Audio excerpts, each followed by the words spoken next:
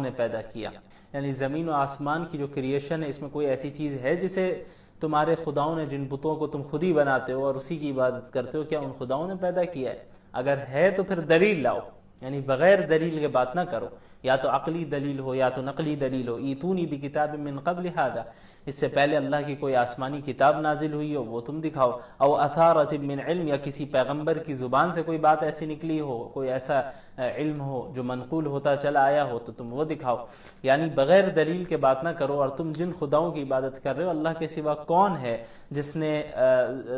زمین و آسمان میں اللہ کی جو کریشن ہے، مخلوقات ہیں، ان میں سے انہوں نے پیدا کیا ہو. اس کے بعد قرآن کی حقانیت کا ذکر ہے آیت نمبر 8 میں، قل ام یقولون افتراہ،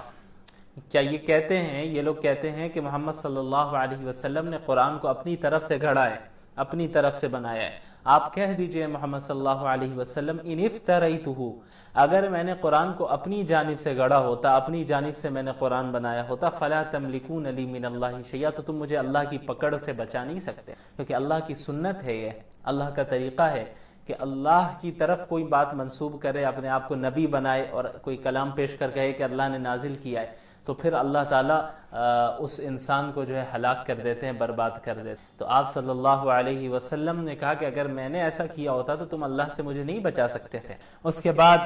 آیت نمبر 10 میں بعض اہل کتاب کے ایمان لانے کا ذکر ہے، اور مشرکین کو کہا گیا ہے کہ بھئی دیکھو اہل کتاب تم پر سبقت لے جا رہے ہو اور تم ہٹ درمی میں، تکبر میں پڑے ہو. اس کے بعد آیت نمبر 15 میں والدین کے حقوق کا ذکر ہے کہ والدین کے ساتھ حسن سلوک کیا جائے، خصوصاً ماں کے ساتھ بھی حسن سلوک کیا جائے. دیکھیں بسا اوقات ایسا ہوتا ہے کہ والدین کافر ہیں اور اولاد مسلمان ہیں. ایسی صورت میں بھی اولاد کو حکم ہے کہ آپ اپنے والدین کے ساتھ حسن سلوک کریں، اگرچہ آپ کے والدین کافر ہیں پھر بھی حسن سلوک کریں. ہاں اگر وہ کوئی ایسا حکم دے جو قرآن کے خلاف ہو، شریعت کے خلاف ہو، تو وہ جو ہے اسے فالو نہیں کیا جائے گا. اس کے بعد قوم عاد کا ذکر ہے 21 میں، وَاذْكُرْ أَخَا عَاد، اس میں حضرت ہود علیہ السلام کو اللہ تعالیٰ نے قوم عاد کے پاس بھیجا، اور دیگر انبیاء کی طرح انہوں نے بھی اسلام کی دعوت دی، لیکن ان لوگوں نے ان کی دعوت کو جھٹلایا اور اللہ نے انہیں ہلاک و برباد کر دی. اس کے بعد آیت نمبر 29 میں جنات کے اسلام قبول کرنے کا ذکر ہے. وَإِذْ صَرَفْنَا إِلَيْكَ نَفَرًا مِّنَ الْجِنِّ يَسْتَمِعُونَ الْقُرْآنَ، آپ صلی اللہ علیہ وسلم جب طائف سے تبلیغ کے کام کے بعد واپس تشریف لا رہے تھے مکہ المکرمہ، تو ایک جگہ پہ آپ نے فجر کی نماز ادا کی اور وہاں پہ آپ نے قرات کی قرآن کی نماز میں. تو جنوں کی ایک جماعت، جنوں کا ایک وفد وہاں سے گزر رہا تھا، انہوں نے قرآن کو سنا تو آپ صلی اللہ علیہ وسلم کے پاس آ گئے اور غور سے سنتے رہے، ایک دوسرے کو خاموش کرا کر، اور قرآن سے اتنے متاثر ہوئے کہ وہیں پر ان لوگوں نے اللہ کے رسول صلی اللہ علیہ وسلم کے سامنے ہی اسلام کو قبول کیا. اور پھر صرف اسلام قبول ہی نہیں کیا بلکہ اپنی قوموں کے پاس جا کر انہوں نے اسلام کی دعوت کا کام شروع کیا. پھر وقتاً فوقتاً جناتوں کے بھی کئی وفود آپ صلی اللہ علیہ وسلم کے پاس آتے اور اسلام قبول کرتے. پھر آیت نمبر 35 میں اللہ کے رسول صلی اللہ علیہ وسلم کو صبر کی تلقین کر رہے ہیں اللہ تعالیٰ. فَاصْبِرْ كَمَا صَبَرَ أُولُو الْعَزْمِ مِنَ، کہ آپ سے پہلے جس طرح اولو العزم انبیاء اور رسولوں نے صبر کیا ہے آپ بھی صبر کریں. طائف کا ایک واقعے کا ضمناً ذکر ہے، چونکہ آپ کو بہت تکلیف جھیلنی پڑی وہاں پہ اور مستقل کئی پریشانیاں جھیلنی پڑی، تو اللہ کے رسول کو حکم ہو رہا ہے کہ آپ صبر سے کام لیں، آپ کو صبر کرنا ہے. اس کے بعد سورۃ محمد کی ابتدا ہوتی ہے. سورت میں چونکہ آپ صلی اللہ علیہ وسلم کا اس میں گرامی مذکور ہے، اس وجہ سے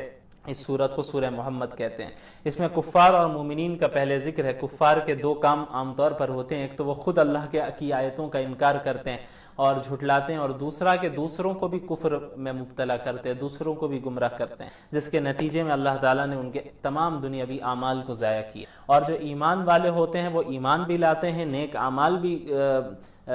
کرتے رہتے ہیں، اور محمد صلی اللہ علیہ وسلم پر جو چیزیں بھی نازل ہوتی ہیں انہیں وہ قبول کرتے ہیں، جن کے نتیجے میں اللہ تعالیٰ جو ہے ان کو معاف فرما دیتا ہے اور ان کے احوال کو درست کر دیتا ہے. اس کے بعد آیت نمبر 4 میں جنگی قیدیوں کے متعلق چند احکامات ہیں. پھر آیت 15 میں اہل جنت کا ذکر ہے. مثل الجنة التي وعد المتقون فيها انهار من ماء غير آسن وانهار من لبن لم يتغير طعمه وانهار من خمر لذة للشاربين وانهار من عسل مصفى. جنت میں جو اہل جنت کی مختلف نعمتیں ہوں گی انہیں ملیں گی. ان میں سے بہت بڑی نعمتیں یہ بھی ہوں گی کہ اللہ تعالیٰ نے ان کے لیے مختلف نہریں رکھی ہوں گی. ایک نہر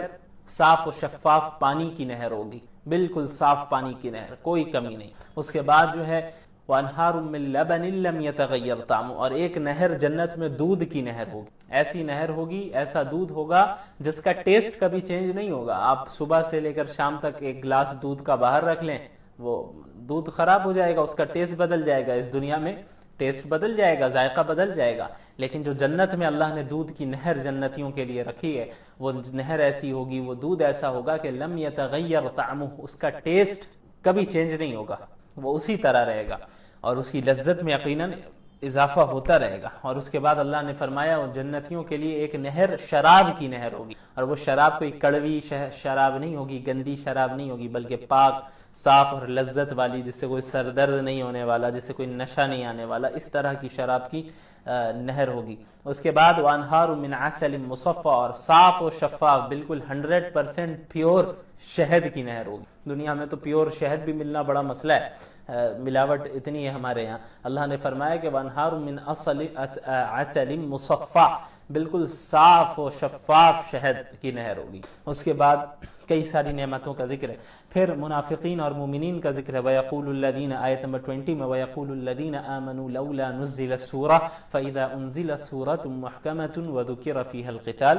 رَأَيْتَ الَّذِينَ الی آخر الآیہ۔ اس میں ہوا یہ کہ آپ صلی اللہ علیہ وسلم کے پاس جو مخلصین صحابہ کرام تھے، وہ آپ صلی اللہ علیہ وسلم سے اتنی محبت کرتے، دین سے اتنی محبت کرتے کہ وہ انتظار میں رہتے کہ اللہ کی طرف سے کوئی حکم آئے دشمنوں سے، ظالموں سے قتال کرنے کا، ہم لڑ کر اپنی جان قربان کر دیں۔ تو مومنین اس انتظار میں رہتے تھے کہ کوئی صورت نازل ہو جائے، اللہ کی طرف سے کوئی حکم آ جائے کہ جو مشرکین ہم پہ ظلم کر رہے ہیں، یہ جو ظالم ہے، ان سے بدلہ ہم بھی لیں، ہم بھی جہاد و قتال کریں۔ تو ان کے دیکھا دیکھی منافقین بھی کہہ دیا کرتے تھے کہ ہاں ہاں بھائی ہونا چاہیے، کیونکہ انہیں تو مسلمان بننا تھا ظاہری طور۔ لیکن جب حقیقت میں جہاد و قتال کا حکم نازل ہو جاتا اور اللہ کی طرف سے کوئی ایسی صورت یا آیت نازل ہو جاتی جس میں حکم دے دیا جاتا کہ اب آپ جہاد و قتال کریں ان ظالموں کے ساتھ، تو پھر جو منافقین ہوتے ہیں تو ان کی حالت ایسی ہو جاتی کہ اللہ تعالیٰ نے فرمایا کہ آپ کی طرف ایسے دیکھتے ہیں جیسے ان پر جو ہے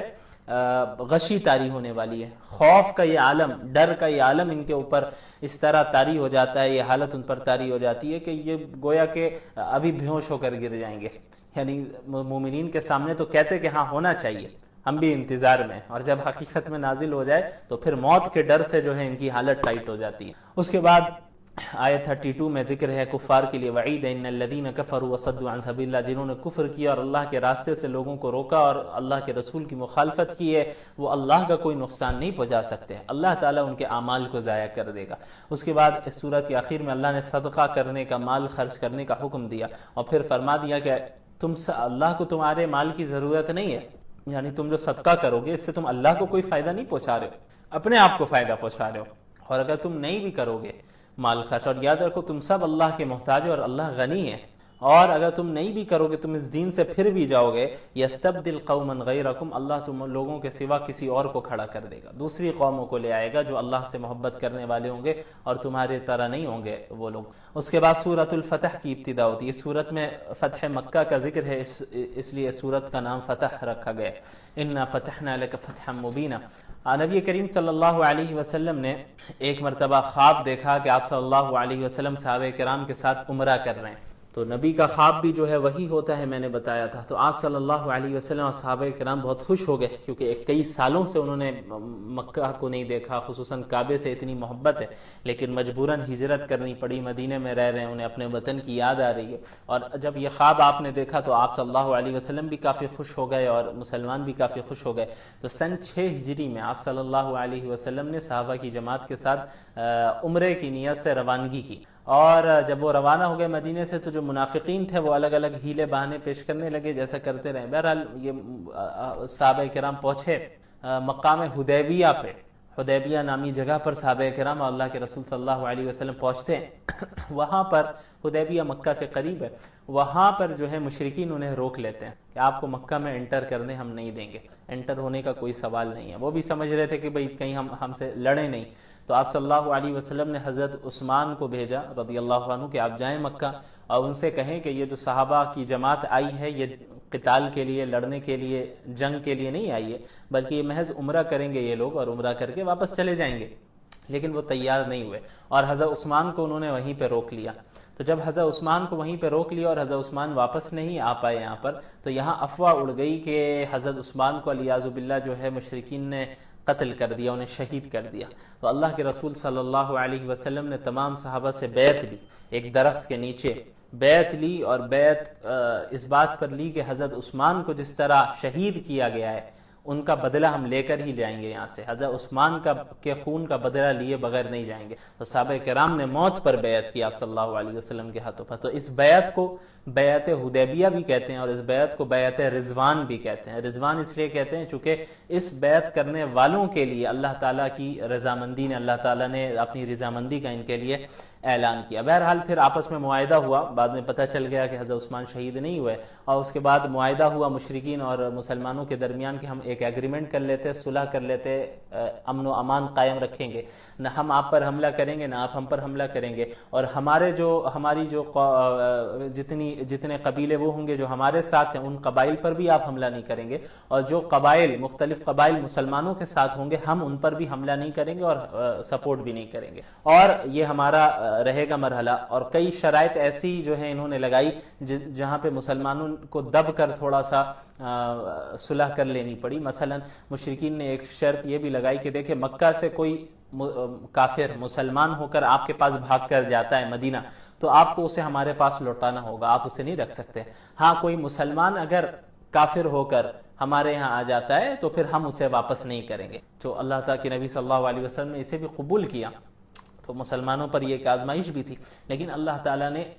اس کے ذریعے اللہ تعالیٰ نے اعلان کیا اِنَّا فَتَحْنَا لَكَ فَتْحًا مُبِينًا کہ ہم نے آپ کو کھلی ہوئی جیت دی ہے. اب وہ فتح کیسے ہوئی آپ دیکھیں، اگر صلح حدیبیہ کا معاملہ نہ پیش آیا ہوتا تو فتح مکہ جس طریقے سے مکہ فتح ہوا ہے اس طرح نہیں ہو پاتا. اور پھر صلح حدیبیہ سن 6 ہجری میں اور سن 8 ہجری میں فتح مکہ ہے، یعنی 2 سال کا گیپ ہے. تو ان 2 سالوں کے اندر چونکہ اب مشرکین اور مسلمانوں کے درمیان صلح ہو گئی تھی تو مشرکین اور مسلمانوں کا آپس میں ملنا جلنا آنا جانا یہ ساری صورتحال رہی. تو ایک جو دوری تھی مشرکین اور مسلمانوں کے درمیان وہ دوری اس صلح کی وجہ سے ختم ہو گئی. تو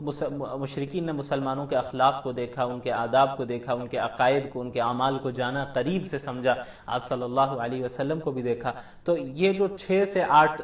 یعنی 2 سال کا جو وقفہ ہے، 2 سال کی جو مدت ہے، ان 2 سالوں میں اتنے لوگوں نے اسلام قبول کیا جتنا پہلے کی مدت میں اتنے لوگوں نے اسلام قبول نہیں کیا تھا. صرف ان 2 سالوں کے اندر اتنی زیادہ بڑی تعداد نے اسلام قبول کیا. اور پھر سن 8 ہجری میں مشرکین نے ہی معاہدے کی خلاف ورزی کی تو اللہ تعالیٰ نے حکم دیا کہ بھئی اب آپ مکہ پر چڑھائی کیجئے. تو پھر آپ صلی اللہ علیہ وسلم نے مکہ فتح کیا بغیر لڑے. تو اس پوری صورت میں اسی واقعے کی تفصیل. اچھا، معاہدہ میں یہ ہوا تھا جو صحابہ کرام اور اللہ کے رسول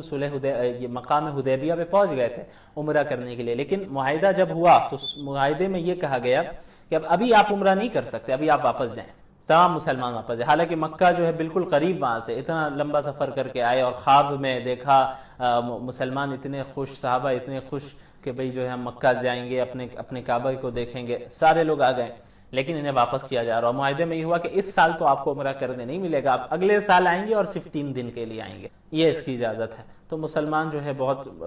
مایوسی بھی چاہیے، یعنی افسوس بھی ہوا کہ بھئی ہم جو ہے عمرہ نہیں کر پا رہے ہیں. تو آپ صلی اللہ علیہ وسلم سے بعض نے پوچھا کہ یا رسول اللہ آپ نے تو کہا تھا کہ آپ نے خواب میں دیکھا ہے، تو آپ نے فرمایا کہ ہاں میں نے خواب میں تو دیکھا ہے، لیکن آپ صلی اللہ علیہ وسلم نے تاریخ کی تعیین تو نہیں کی، یہ تو نہیں بتایا کہ ہم اسی سال کریں گے یا ابھی جا کے عمرہ کرنا ہے، ابھی ہر حال میں کریں گے. اللہ کے نبی نے خواب دیکھا کہ عمرہ کر رہے ہیں، اس کی تعیین خواب میں نہیں تھی کہ کس سال کرنے والے ہیں. بہرحال پھر وہاں سے مسلمان واپس ہوئے. پھر اگلے سال سن 7 ہجری میں آپ صلی اللہ علیہ وسلم دوبارہ صحابہ کرام کے ساتھ تشریف لاتے ہیں اور قضاء جو ہے عمرہ ہے اس کو ادا کرتے ہیں. تو آیت نمبر 10 میں بیعت رضوان کا ذکر ہے. بیعت رضوان کسے کہتے ہیں میں نے بتا دیا، ان الذین یبایعونک انما یبایعون اللہ، کیونکہ یہ مخلصین تھے صحابہ کرام جنہوں نے اللہ کے نبی پر بیعت کی کہ حضرت عثمان کا بدلہ لے کر جائیں گے واپس. تو اللہ نے فرمایا کہ یہ جو مسلمان آپ سے بیعت کر رہے تھے نا، یہ حقیقت میں اللہ سے بیعت کر رہے تھے، ید اللہ فوق ایدیہم، کیونکہ ہاتھ پہ ہاتھ رکھتے بیعت کرتے وقت تمام مسلمانوں نے اللہ کے نبی پر ہاتھ رکھا کہ ہاتھوں پر ہاتھ رکھا کہ ہم آپ سے وعدہ کرتے ہیں، تو اللہ نے فرمایا ید اللہ فوق ایدیہم، اللہ کا ہاتھ ان سب کے ہاتھوں کے اوپر تھا۔ کیا مطلب؟ اللہ کی قدرت، اللہ کی نصرت، اللہ کی مدد ان سب کے ساتھ تھی۔ پھر آیت نمبر 11 میں منافقین کا ذکر ہے، سَيَقُولُ لَكَ الْمُخَلَّفُونَ مِنَ الْأَعْرَابِ شَغَلَتْنَا أَمْوَالُنَا، جو منافقین کا رویہ رہا ہر جنگ میں۔ اب جب عمرہ کرنے جا رہے ہیں تو تمام صحابہ تو تیار ہو گئے، لیکن جو منافقین تھے انہوں نے بہانہ بنانا شروع کیا اور کہنے لگے کہ اللہ کے رسول صلی اللہ علیہ وسلم کو کہ ہم جو ہے ہماری یہ مصروفیت ہے، یہ وہ مصروفیت ہے، یہ مصروفیت ہے، جھوٹ موٹ کی باتیں کرنے لگے۔ اس کی وجہ یہ تھی کہ بھائی انہیں ڈر تھا کہ بھائی یہ مکہ جا رہے ہیں، وہ تو مشرکین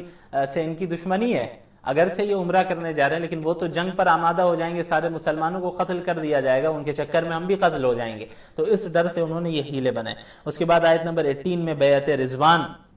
کرنے والوں سے جو اللہ نے رضامندی کا اعلان کیا اس کا ذکر ہے، لقد رضی اللہ عن المؤمنین اذ یبایعونک تحت الشجرہ، اور ان سے وعدہ کیا وَأَثَابَهُمْ فَتْحًا قَرِيبًا، اللہ انہیں ایک جو ہے بہت عنقریب ایک فتح بھی دینے والا ہے۔ تو اس سے اشارہ تھا فتح خیبر کی طرف، خیبر کو جو مسلمانوں نے فتح کیا اس کی طرف اشارہ تھا، اور وہاں سے مال غنیمت جو انہیں حاصل ہوا اس کی بھی پیشن گوئی اور اس کا بھی وعدہ اللہ نے اس میں فرما دیا۔ اس کے بعد آیت 24 میں ذکر ہے وَهُوَ الَّذِي كَفَّ أَيْدِيَهُمْ عَنْكُمْ وَأَيْدِيَكُمْ عَنْهُمْ بِبَطْنِ مَكَّةَ مِنْ بَعْدِ أَنْ أَظْفَرَكُمْ عَلَيْهِمْ۔ آپ صلی اللہ علیہ وسلم مسلمان جب مقام حدیبیہ میں تھے تو